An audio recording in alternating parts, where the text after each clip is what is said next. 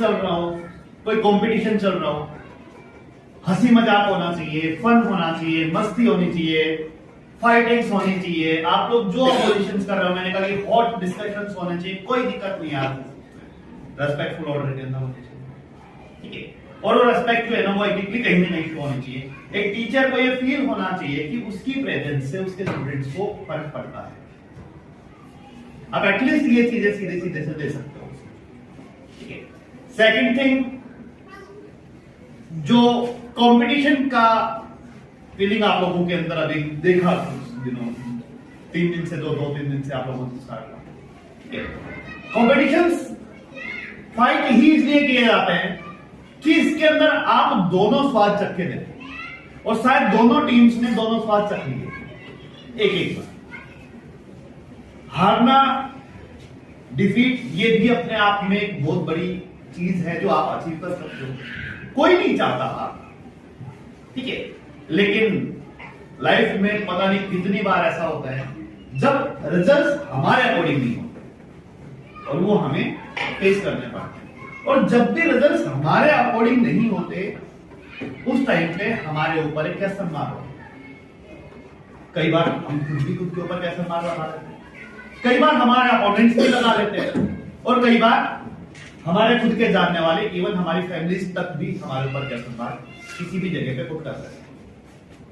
ये कॉम्पिटिशन है, आपको यही चीजें सिखाते हैं कि उन पर्टिकुलर टाइम के अंदर, जब वो टफ टाइम है जहां आपने डिफीट गेन, मैं डिफीट को भी गेन करना और अर्न करना ही कहता हूं, इसको भी कमाई ही बोलता हूं, क्योंकि आप हार के भी उतना ही सीखते हो जितना आप जीत के सीखते हो। हारने का भी अपना एक अलग ही मजा है, उससे एक अलग तरीके का जुनून पैदा होता है।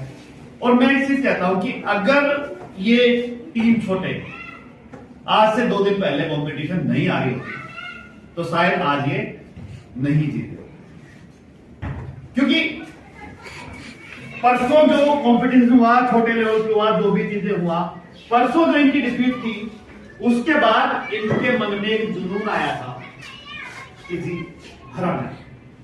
अब तो हराना है, तो ऑब्वियसली उस चीज के लिए इन्होंने प्रिपरेशंस की होगी। ये जो चीज है, ये सिर्फ और सिर्फ हार के ही सीख सकते हो।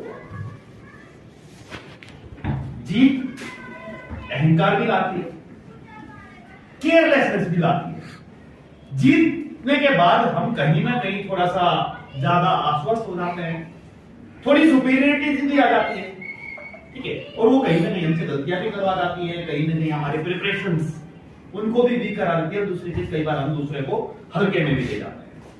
तो एक चीज यहाँ पे, कंपटीशन हर दिन नया होता है, हर दिन सामने वाला बिल्कुल फ्रेश मूड के साथ होता है। तो आप पिछली बार रिजल्ट क्या रहा था, इस चीज को साइड कीजिए। जरूरी नहीं कि नेक्स्ट टाइम पे रिजल्ट वही रहेगा, वो रिजल्ट पलटते हैं, बदलते हैं। आप लोग इंटरनेशनल लेवल्स पे जितने भी गेम्स होते हैं, वहां पे इस चीज को देख सकते हैं, किसी भी कॉम्पिटिशन के अंदर रिजल्ट बदलते हैं। सेकंड थिंग, परसों के कंपटीशन में जो चीज छोटी सी थी, मैंने कहा आप लोगों को कि आपका वो जो फाइटिंग एटीट्यूड था, वो मुझे बहुत पसंद आया। चाहे आपने कैसे भी लड़ाई की हो एक दूसरे से, बड़ा अच्छा लगा। यही भूख होनी भी चाहिए, यही जुनून होना भी चाहिए, ठीक है। लेकिन कहीं ना कहीं एक चीज जरूर हुई थी, उस चीज को मैं जरूर चाहूंगा कि कुछ जगह पे आप लोग अपने वर्ड्स की लिमिट्स को क्रॉस कर गए थे, जहां आप ये भूल गए थे कि आपके छोटों के लिए या आपके बड़ों के लिए क्या आपका वो बिहेवियर और वो लैंग्वेज होनी चाहिए, ठीक है। आप लोगों को उतना मैच्योर तो मैं नहीं कहूंगा, सीखने की उम्र तो बस सीखोगे। और मैंने यहाँ पे भी यही कहा कि गलतियां करके सीखेंगे, तो कहीं ना कहीं आपसे गलती हुई है कि आप बिहेवियर वे के अंदर थोड़ा सा गड़बड़ कर गए।